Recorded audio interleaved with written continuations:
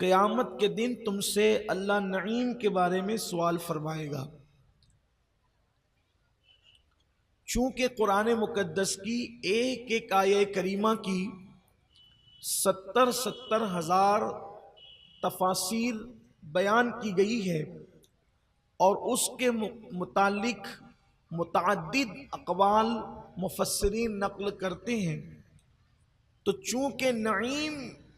کا ذکر اللہ نے قرآن میں فرمایا، اس سے مراد ہے نعمت۔ اللہ تم سے قیامت کے دن نعیم کے بارے میں پوچھے گا، تو نعیم کیا ہے اس کے متعلق الگ الگ اقوال ہیں۔ اس میں ایک قول یہ بھی ہے کہ اے لوگو، قیامت کے دن اللہ تبارک و تعالیٰ تم سے تمہاری جوانی کے متعلق سوال فرمائے گا۔ مفسرین فرماتے ہیں یہاں نعیم سے مراد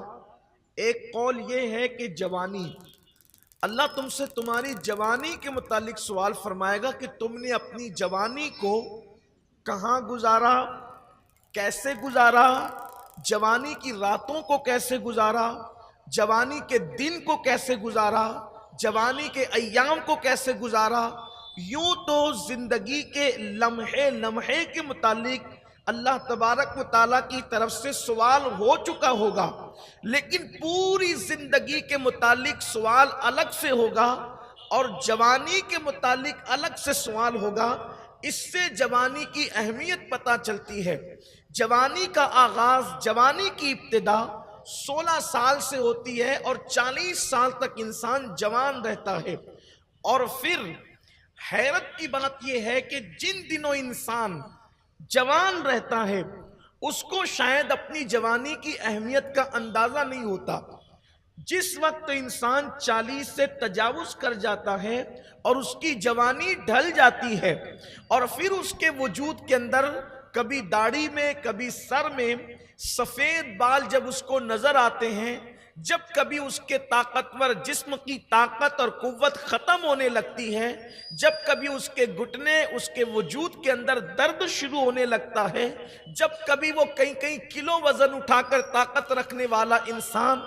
چند کلو وزن اٹھانے پر تھک جاتا ہے اور اس کو بڑھاپے کی شروعات کا احساس ہوتا ہے، تب اس کو پتہ چلتا ہے کہ میری جوانی کھو گئی، میں نے اپنی جوانی کو گزار دیا۔ لیکن جب وہ پیچھے پلٹ کر کے دیکھتا ہے تو پھر اس کی جوانی کا سرمایہ ختم اور ضائع ہو چکا ہوتا ہے، لیکن پچھتانے سے پھر کوئی کام نہیں چل سکتا۔ قرآن مقدس میں کئی مقامات پر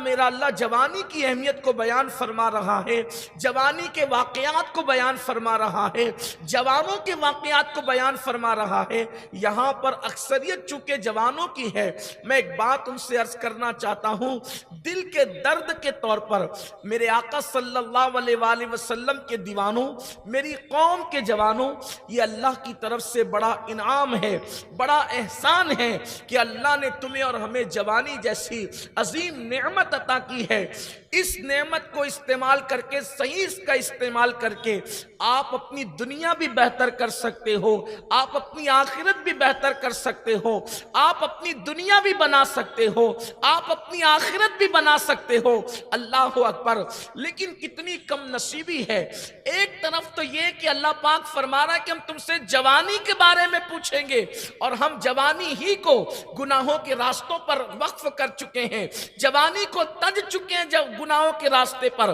اللہ اکبر! کوئی گانے سن رہا ہے، کوئی فلمیں دیکھ کر جوانی گزار رہا ہے، کوئی شراب کے اڈوں پہ جوانی گزار رہا ہے، کوئی نشے کے راستے پہ جوانی گزار رہا ہے، کوئی لڑکیوں سے ناجائز تعلقات کے حوالے سے جوانی گزار رہا ہے، اور جوانوں کو یہ نصیحت کی جاتی ہے تو وہ مسکرانے لگتے ہیں کہ یہ کیسی بات علماء کر رہے ہیں، یہ کیسی بات خطبہ کر رہے ہیں، یہ کیسی بات داعیان دین کر رہے ہیں۔ میرے آقا صلی اللہ علیہ وسلم کے دیوانوں، آج تمہارے پاس جوانی ہے مگر تمہیں جوانی کی اہمیت نہیں ہے، اس لیے کہ کہا جاتا ہے قدر نعمت بعد زوال، نعمت کی قدر اسی وقت ہوتی ہے جب وہ نعمت چلی جاتی ہے۔ آج اس کی قدر کیجئے، آج اس کا احساس کیجئے، ورنہ جب یہ نعمت چلی جائے گی اور تم نے اس نعمت کو ہوٹلوں پر بیٹھ کر، تم نے اس نعمت کو گناہوں کے اڈوں پہ خرچ کر دیا، اور جب یہ نعمت چلی جائے گی، یہ نعمت ختم ہو جائے گی، اس وقت تمہیں احساس ہوگا، لیکن پچھتانے سے کچھ نہیں ہوگا، ہاتھ ملنے سے کچھ نہیں ہوگا۔ اس کا صحیح استعمال کر لو اور پھر اس کے متعلق تو جواب دینا ہے۔ سوچو تو صحیح،